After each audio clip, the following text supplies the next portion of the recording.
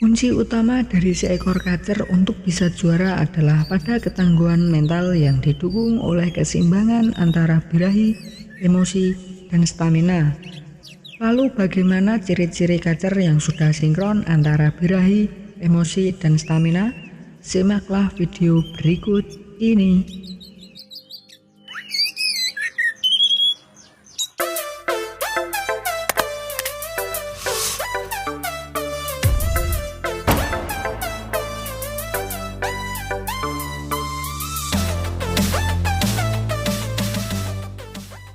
Ya, kunci utama dari seekor kacer untuk bisa juara adalah pada ketangguhan mentalnya yang didukung oleh keseimbangan antara birahi, emosi, dan stamina. Sebelum memasuki inti videonya, alangkah baiknya kalian memahami dulu apa itu over birahi dan apa itu over emosi lur. Langsung saja, ciri-ciri kacer over birahi adalah yang pertama, bagong ketika mendengar suara kacer lain. Lalu kedua, ngejar ketika bertemu lawan seperti ingin menerkam dan beradu fisik, bahkan ketika melihat orang membawa sangkar kosong. Lalu yang ketiga, sering terlihat mematuk-matuk sesuatu sebagai pelampiasan birahi seperti jeruji sangkar dan ornamen sangkar lainnya, bahkan kadang sampai mematuk bulunya sendiri. Yang keempat adalah di track ngobra tapi tidak keluar suaranya.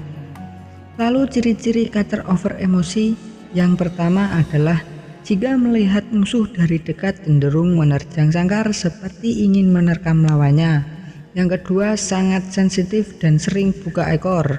Lalu yang ketiga, lebih sering bongkar isian daripada bersuara kaceran. Sangat agresif dan berakhir bagong ketika bertemu lawan.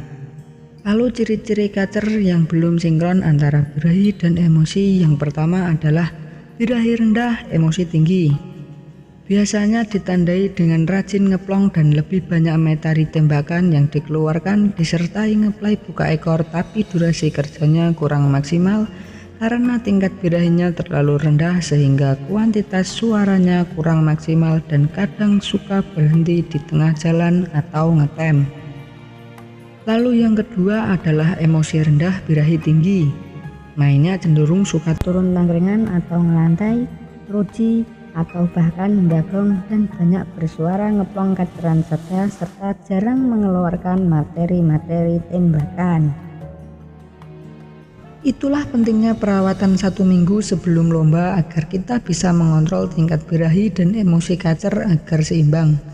Sehingga kita bisa mendapat tingkat birahi dan emosi yang tepat agar burung bisa full bongkar isian dengan durasi kerja maksimal tanpa banyak jeda, ngeplay, dan ngotot saat dilombakan serta tidak bertingkah nakal seperti ngeruji, ngelantai, dan bagong.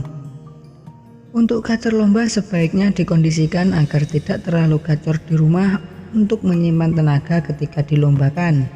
Selama 1 minggu cukup kita kontrol tingkat emosi dan birahinya saja tanpa mengharapkan gacor di rumah. Untuk itu sebaiknya kacer lebih banyak dikerodong setiap harinya, bahkan kalau perlu dengan kerodong double. Kacer yang sudah siap lomba bisa dilihat dari reaksinya ketika mendengar suara siulan atau tepuk tangan, bahkan mendengar suara kacer lain walau hanya suara empritri. Berikut adalah ciri-ciri kacer yang dalam kondisi siap tempur seluruh. Yang pertama adalah sangat responsif terhadap suara-suara yang didengarnya, apalagi terdapat suara burung sejenis. Yang kedua, jika merasa terganggu, kacer akan langsung bereaksi dengan mengeluarkan materi isian terutama suara-suara tembakan. Antara birahi dan emosi sebetulnya saling mendukung dan bukan bertolak belakang.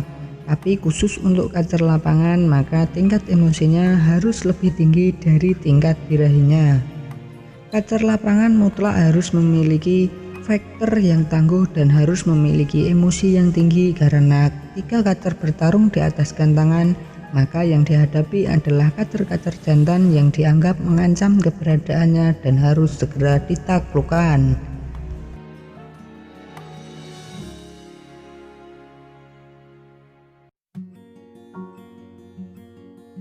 Sementara itu, birahi bisa didapat dari asupan ekstra fooding seperti jangkrik, kroto, dan ulat hongkong dalam porsi yang tepat.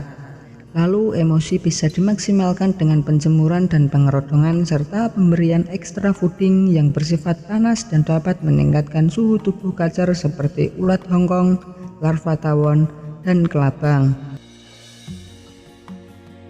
Sedangkan stamina bisa didapatkan dari asupan ekstra fooding dalam porsi yang cukup dan juga dengan latihan terbang di kandang umbaran secara teratur dan terjadwal.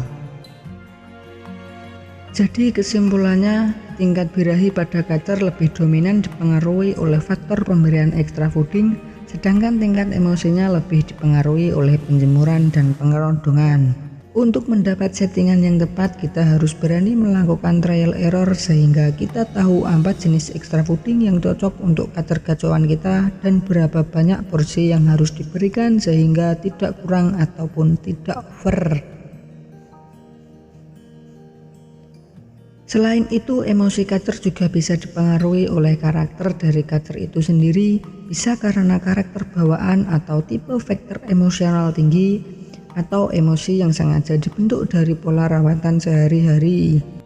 Kacer dengan tipikal emosional atau faktor tinggi bisa dikontrol dan disiasati dengan intensitas mandi lebih sering untuk mengurangi atau menurunkan emosinya, dan juga dengan sering diumbar.